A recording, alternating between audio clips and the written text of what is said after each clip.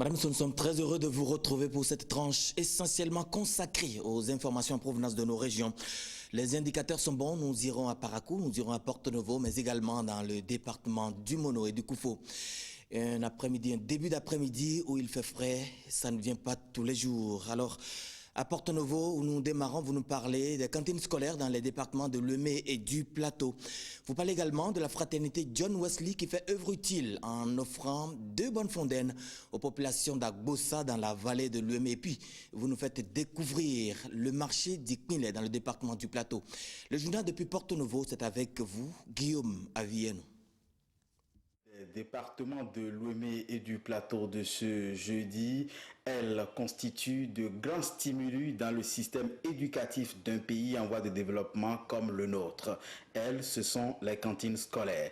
Les responsables départementaux Lemay Plateau en charge de l'éducation les considèrent comme des facteurs de motivation à l'école. Suivant. En milieu scolaire, les cantines, d'abord, nous permettent d'améliorer l'accès. Quand il y a la cantine scolaire, même les milieux où il y a des résistances en matière de scolarisation, les parents sont plus favorables à envoyer leurs enfants à l'école.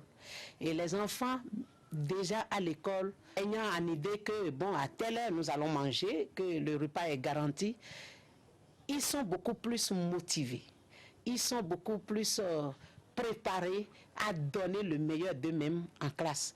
Et donc, ça améliore la performance des écoles. La preuve est que, je crois, l'année dernière, il y a une étude locale qui est faite ici et qui a montré nettement qu'il y a une différence en matière entre les enfants qui sont pris en charge au niveau de la cantine scolaire et ceux qui ne le sont pas en termes de performance, de résultats scolaires. Que vous soyez au bureau, au marché, partout où vous êtes, dans les AGR, les activités génératrices de revenus, quand la femme sait que son enfant est déjà pris en charge les midis, ça lui permet de se donner plus à ces activités et donc de beaucoup plus rentabiliser ces activités génératrices de revenus. Toute la famille devient épanouie et il y a aussi une garantie sanitaire du point de vue hygiénique et tout, parce qu'à l'école, on met tous les soins à contribution pour pouvoir servir ces repas. Et puis, 2 bonnes fontaines à Agbossa dans l'arrondissement d'Akparanou, situé dans la commune d'Adjoun. C'est un don de l'ONG Fraternité John Wesley destiné à réduire la corvée d'eau dans ce village. Les 2 ouvrages ont été mis en service ce mercredi. Suivons le reportage. Ces femmes du petit village d'Agbossa à Diakahoué et leurs sœurs du village voisin de Siriko à Agbossa pourraient ne pas oublier de sitôt l'acte que viennent d'accomplir ce mercredi les dirigeants de l'ONG Fraternité John Wesley. L'organisation inaugure les 2 bonnes fontaines réalisées par ses soins au profit des populations de la localité. Avant, il faut parcourir des kilomètres, au moins 12 kilomètres comme ça avant de trouver de l'eau. Et l'eau qu'on trouve là-bas, c'est encore l'eau souillée. Et si le projet ramène de l'eau aujourd'hui, je ne fais que remercier le Seigneur Tout-Puissant.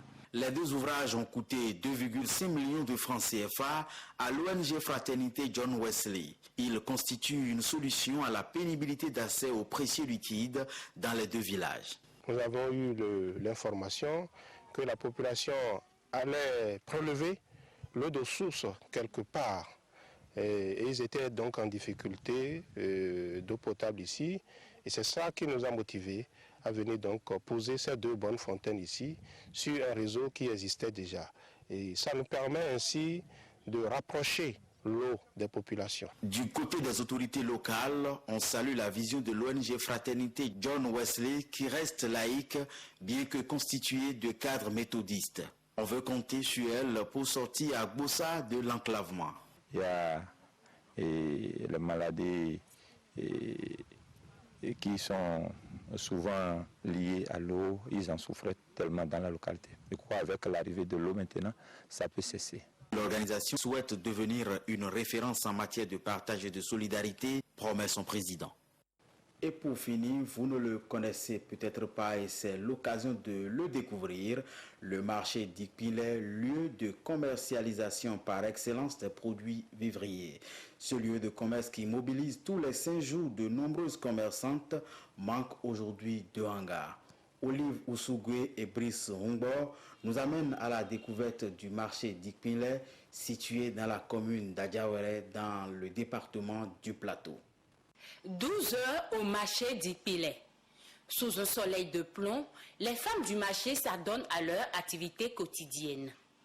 Dans ce marché de la commune d'Adiawere, département du Plateau, on y trouve des produits vivriers tels que le riz, le haricot, le maïs, plusieurs variétés de tubercules, mais surtout le gari, un produit dérivé du manioc. Notre spécialité ici, dans le marché d'Ikpilé, c'est le gari. Le gari, comme vous le voyez, nous sommes au milieu des vendeurs de gari. Et il y a les Nigériens qui viennent, les Togolais, les Burkinabés, les Gabonais, les habitants des communes environnantes. En dehors des produits vivriers cultivés dans les 5 communes du plateau, certains légumes se retrouvent également dans ce marché. À quelques semaines des premières pluies, ce marché manque de hangars. Nous n'avons pas du tout de hangar.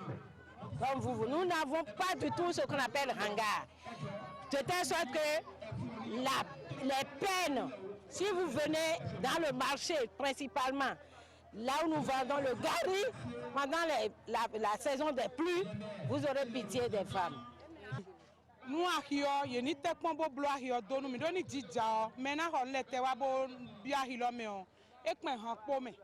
Il faut qu'on nous arrange un peu le marché.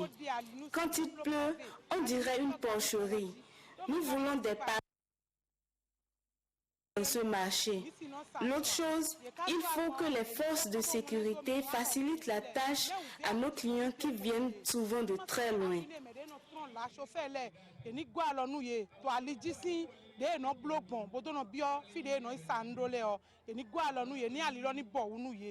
Bien qu'ayant bénéficié de certains projets ces derniers jours, projets relatifs à la construction de magasins de stockage, ces femmes espèrent plus d'action afin d'exercer leur commerce sans difficulté.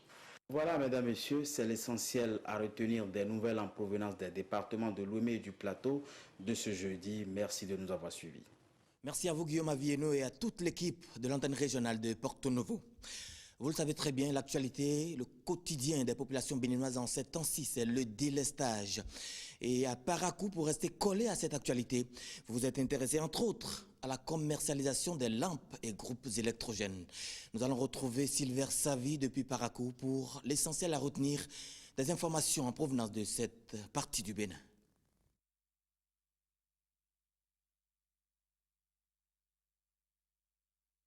Bonsoir à vous, heureuse de nous retrouver. Avant d'arriver à la commercialisation des lampes et groupes électrogènes, parlons d'abord des jardins publics qui seront bientôt mis en place dans les 3 arrondissements de la ville de Parakou. Le maire et son équipe ont visité les sites réservés à cet effet, un projet prévu dans le cadre de la nouvelle convention entre les villes de Parakou et Orléans. C'était aussi l'occasion de parcourir d'autres chantiers ouverts dans la ville. Les détails avec William Aguiar. Nous sommes ici au 1er arrondissement de Parakou. Et voici l'espace qui va abriter le jardin public de l'arrondissement. Comme ici, dans le 2e et le 3e arrondissement, la même infrastructure est prévue pour d'abord restaurer le couvert végétal, mais également offrir à la jeunesse de Parakou un cadre sain d'épanouissement. Cette activité s'inscrit dans la nouvelle convention de coopération entre Parakou et Orléans. Ces activités tiennent compte, n'est-ce pas, de la nouvelle problématique de développement durable, à savoir, n'est-ce pas, les changements climatiques. Alors donc, cette convention a prévu qu'on puisse créer des ceintures vertes au niveau de la ville et aussi créer une forêt municipale. D'ici 3 à 4 mois maximum, les travaux vont commencer réellement. D'ici, cap sur les chantiers du projet de service décentralisé conduit par les communautés PSDCC. Une visite d'inspection pour suivre l'évolution des travaux. Et le PSDCC, c'est un projet qui injecte à peu près 200 millions par an dans la ville. C'est 14 projets, 14 micro-projets avec des forages. Donc c'est avec satisfaction que nous avons vu vraiment que les choses se passent bien.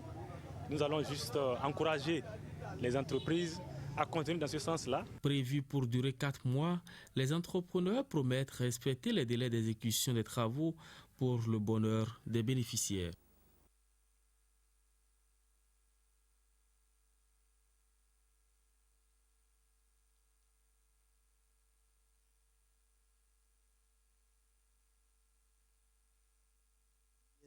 Avec notre antenne depuis Parakou, dans l'espoir de revenir sur ces informations en provenance de Parakou, allons dans le département du Monokoufo, où les candidats au certificat d'études primaires session de 2016 affûtent leurs armes. Ils ont démarré le lundi dernier les épreuves écrites d'un examen blanc, une initiative de la direction départementale des enseignements maternels et primaires sous la coupole du ministère.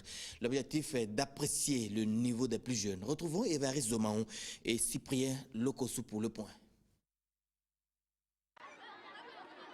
Ce lundi 25 avril, les élèves du cours moyen deuxième année des départements du Mono-du-Koufo ne sont pas venus à l'école en tenue couleur kaki.